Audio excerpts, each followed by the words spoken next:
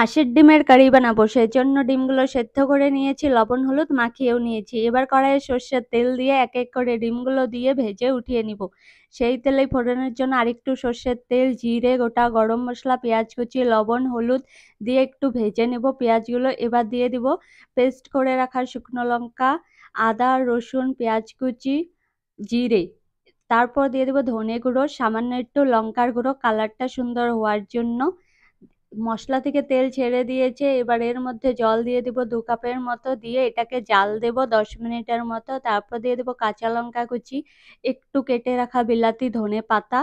জাল হওয়ার পর গোটা গরম মশলা বাটা দিয়ে এবার একটু তরকারি আমি আলাদা করে নেব। ওই দুটো দেখো, ওটা মুরগির ডিম, যেটা দাদা আর ভাই খাবে, কারণ ওদের দুজনের হাঁসের ডিমে অ্যালার্জি আছে, সেজন্য ওদের জন্য আলাদা করে রান্না হয়। ঝোলটা একসঙ্গে করে এভাবে আলাদা করে দিই, তাহলে কিন্তু বেশি ঝামেলা হয় না। আর রান্নাটা হয়ে গেছে।